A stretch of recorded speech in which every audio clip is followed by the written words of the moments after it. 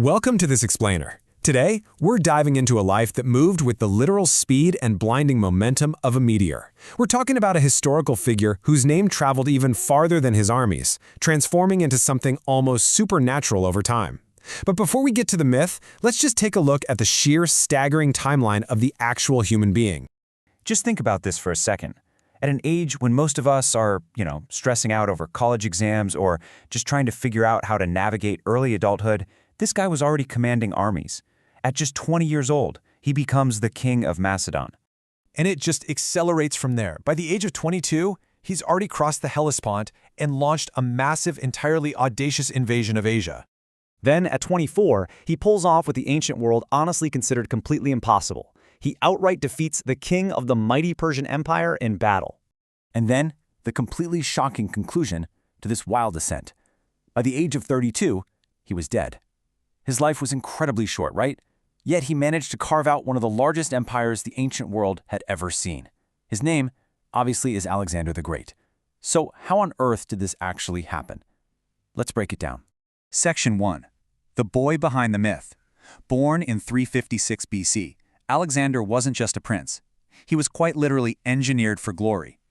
With the legendary Aristotle as his tutor and a total obsession with the heroes of Homer's Iliad, he didn't just want a successful reign. No, he wanted the immortal glory of Achilles.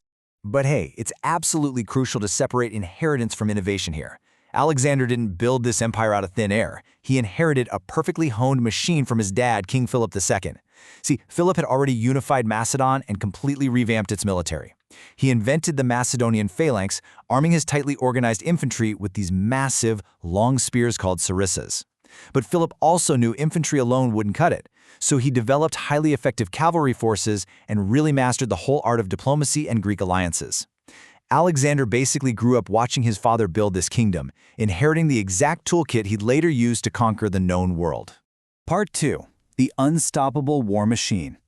Everything shifts abruptly in 336 BC with the assassination of his father. Forced to secure his throne, a 20-year-old Alexander violently crushes Greek rebellions with terrifying speed, and then immediately pivots to his father's unfinished masterpiece, invading the Persian Empire. So how does he actually pull this off? Well, through a brilliant tactical blueprint. His army was tiny compared to Persia's sheer resources, but he had superior speed, crazy organization, and iron discipline. Basically, his tightly packed infantry holds the enemy in place, like an immovable anvil. Then, his highly effective cavalry strikes the vulnerable spots like a hammer. But step 3, that's what made him a legend.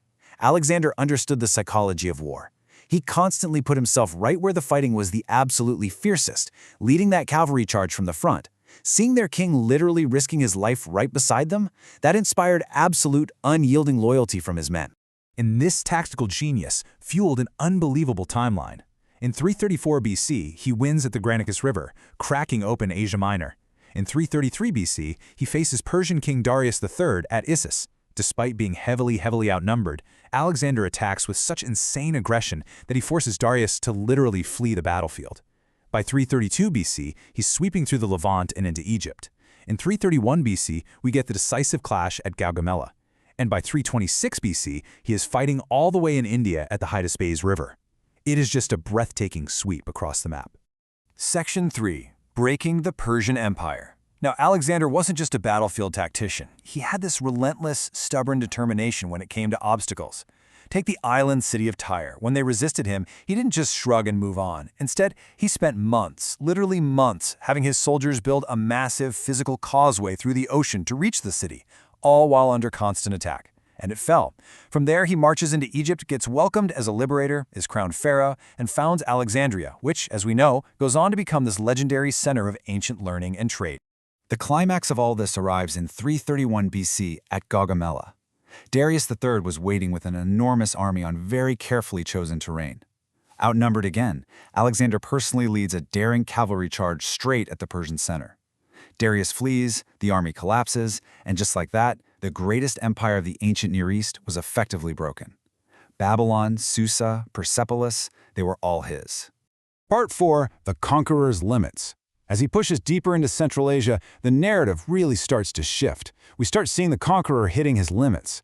Alexander wasn't just invading Persia anymore. He was becoming its ruler. He He adopts Persian customs, puts their soldiers into his own ranks, and marries Roxana, a local nobleman's daughter. And to his old Macedonian companions, this was deeply alarming. The young king who used to bleed right beside them was becoming distant, authoritarian, and, honestly, increasingly paranoid.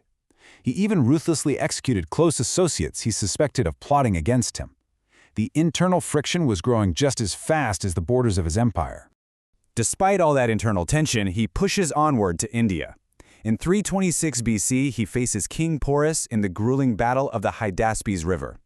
Now, this was a total nightmare for the Macedonians. They had to face down a massive force of war elephants.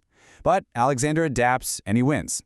When Porus is captured, Alexander asks him how he wishes to be treated, and Porus boldly replies, "I wish to be treated like a king."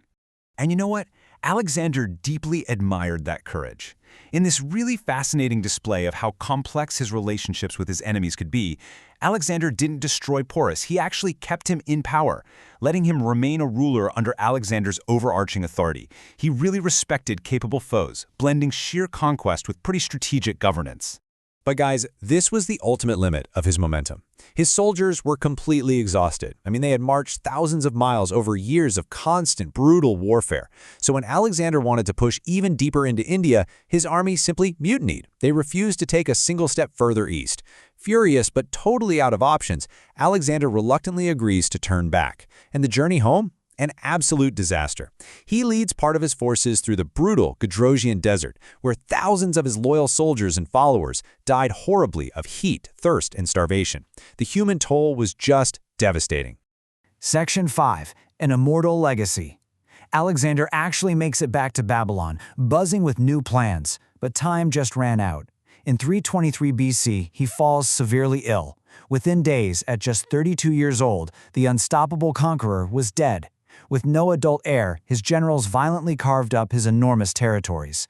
The political state completely shattered, but his true legacy, that was really just beginning. That fractured empire gave birth to what we now call the Hellenistic Age, which is arguably his most durable achievement.